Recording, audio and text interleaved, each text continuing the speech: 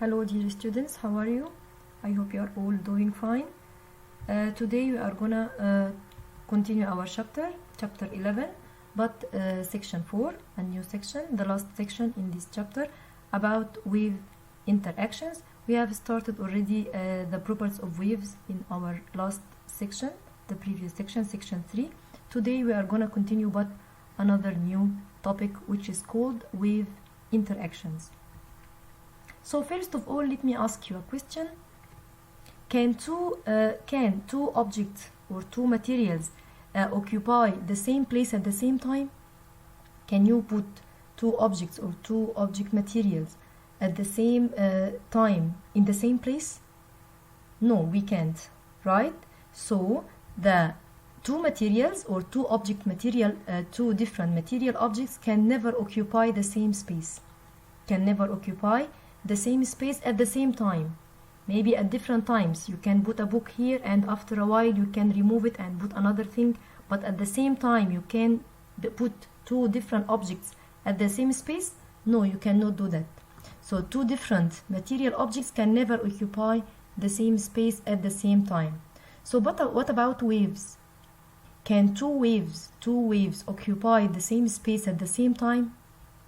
Let's see. For example, if you are listening carefully a concert, okay, concert means many different musical instruments. Can you distinguish between them? Can you differentiate between the different musical instruments in concert? For example, there are different musical instruments like flute, like trumpet, like piano, like violin, like guitar. Can you distinguish between them? Yes, you can. Yes, of course you can differentiate between them, although they occur at the same time. But you can't do that. Why? Because simply the waves, the mechanical waves, of course sound waves, as we have said before, sound waves considered mechanical waves, and the mechanical waves are not matter. They are not matter, they are not material object, they are displacement of matter. So they are different. Yes, so they can occupy the same space at the same time. They are not like any other material object. So both mechanical waves, because mechanical waves are not matter, but rather are displacement of matter. It's better to say displacement of matter, not matter. The two waves can occupy the same space at the same time, as we have said before for that example in listening or listening the different musical instruments in the concert. So this overlapping between the two waves together is called superposition. So the combination of two overlapping waves, the mixing of two overlapping waves is called superposition. And by the way, this superposition is not only applied for the mechanical waves, also electromagnetic waves like visible light can undergo superposition. So it's not applied only for the mechanical waves, any other kind of waves. So visible light and other forms of electromagnetic radiation also can undergo superposition. Okay? So again, superposition, what does it mean? The combination of two overlapping waves. So let's see an example here. Here is two waves are overlapping or undergoing superposition. First of all, the bigger one, notice carefully, the bigger one, okay, is going to the right side, while the smaller one is going to the left side. They are going to overlap here, okay? Notice well, be careful. So again, the larger pulse is moving to the right, while the smaller pulse moves toward the left, and at the moment the two waves pulse meet, the resultant wave is formed. Yes, so at this point or at this place they are going to meet together, a new pulse is formed or a new wave is formed, is called a resultant wave. Yes, this new wave is called a resultant wave. So the resultant wave, when the two pulses exactly coincide, overlap together, the amplitude of the resultant wave is equal to the sum of the amplitudes of each pulse. How? For example, listen. Here is an amplitude. What's meant by amplitude? First, do you remember? Amplitude is the maximum displacement away from the equilibrium position. by the way, here is the equilibrium position, this horizontal line, okay? So this horizontal line, consider the equilibrium position, and here is the amplitude of the smaller one, and here is the amplitude of the bigger one. The summation of both amplitudes is the amplitude of the resultant wave. Okay, so again, when the two pulses exactly coincide, overlap, the amplitude of the resultant wave, the amplitude of the new wave, the resultant wave, is equal to the sum of these amplitudes of each pulse, this one and the other one. The summation of both amplitudes giving us the amplitude of the resultant one. This method of summation of the displacement is known as superposition principle. Again, this summation or this method of summation, adding the displacement of waves, is known as superposition principle. So according to this principle, in general, this principle telling us what? When two or more waves travel through a medium at the same time, the resultant wave is the sum of the displacement of the individual waves of each point. Again, what is the aim of this principle, the superposition principle? What is the aim of this principle?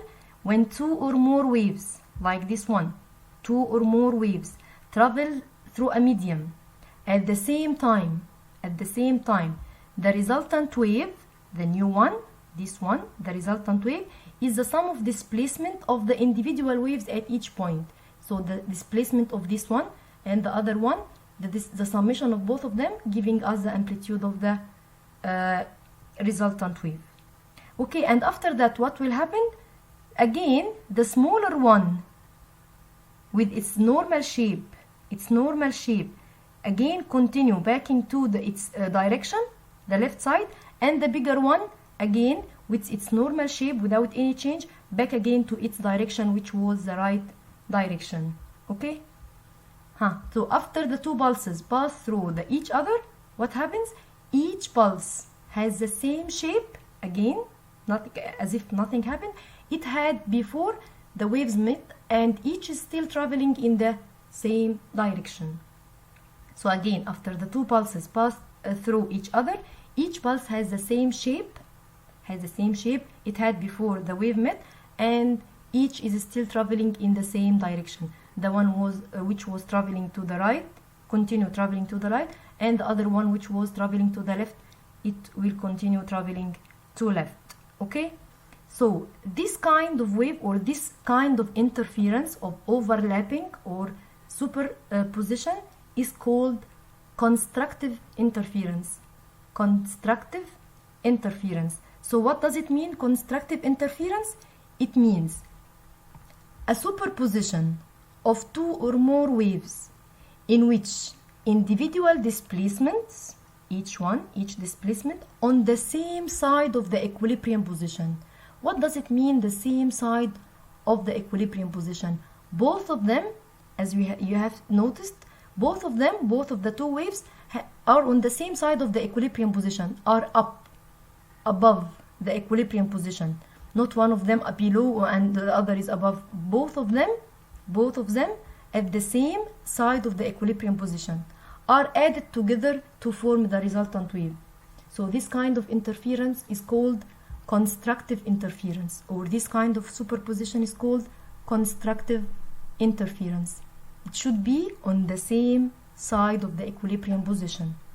And by the way, this principle, the superposition principle, holds true for all types of waves, no matter what, mechanical or electromagnetic waves, both of them. Okay, again, the superposition principle holds true for all types of waves, either mechanical or electromagnetic. So let's see if the superposition of the two waves on the opposite side of the equilibrium position. So what kind of interference will be? Let's see the next example. Like this one. Can you notice these two waves or these two pulses? One of them up and the other is down. Or in other words, here is the equilibrium position. One of them above the equilibrium position and the other one below the equilibrium position. So both pulses are in different or opposite sides of the equilibrium position. That's why it's not considered constructive interference. Here is a new interference or a new superposition is called destructive interference. So let's see. If the two pulses are on opposite sides of the equilibrium position, as it appears here, as it's shown here, the displacements have different signs. Yes, different signs mean one of them is positive and the other one is negative, as we have said before in the simple harmonic motion. Okay, so here is the displacement will be positive and the other will be negative. One positive and one negative. So what happens if they are having different signs? When the positive and negative displacements are added, what happened to make a resultant wave? The resultant wave is the difference between the pulses, which is called destructive interference. As we have said since a while, this interference is called destructive interference, not like the other one. Why? Again, because the two sides are not at the same side of the because the two pulses are not at the same side of the equilibrium position, but here the opposite sides. So the difference between them, or adding both of them to get the resultant wave, it makes the difference between them. For example, if the amplitude here equals 3 meter and the other one equal -2, this one is +3 and this one is -2. So 3 -2 equal 1. The difference between them. Okay, so it's different from the other one, the constructive. So after the pulses separate, again, at the last picture, after the pulses separate from each other, their shapes back again and unchanged. It means like the other one. This one is going back again, is continuing back again to the left side, while the other one continue back again to the right side. Nothing changes. So what's meant by destructive interference?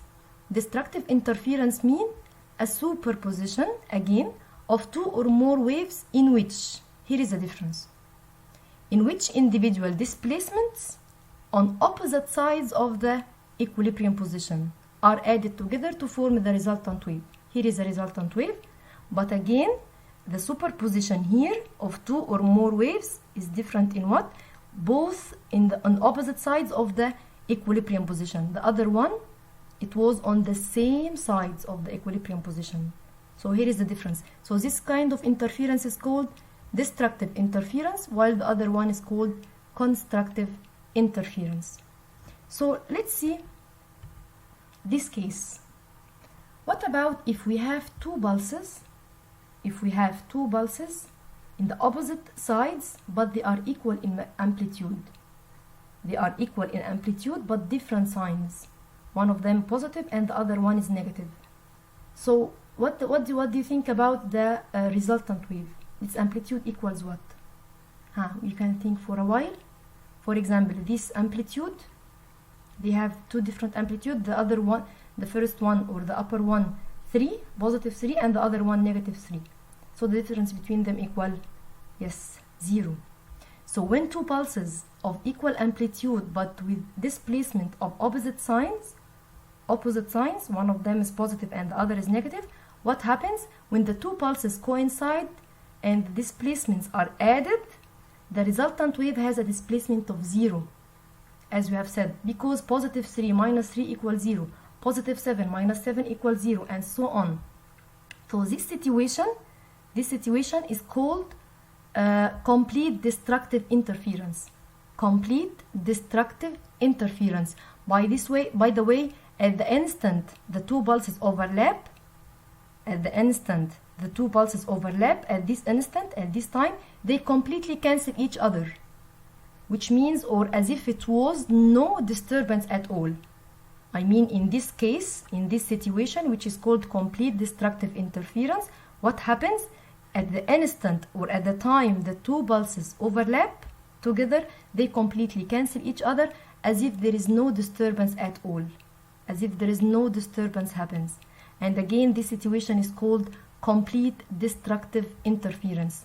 Not just destructive interference, but complete destructive interference, since the two pulses have equal amplitudes but opposite signs. Okay, so today we have studied the difference between destructive interference and constructive interference. Study them well and be ready for the rest of the section. See you next time, inshallah. Bye bye.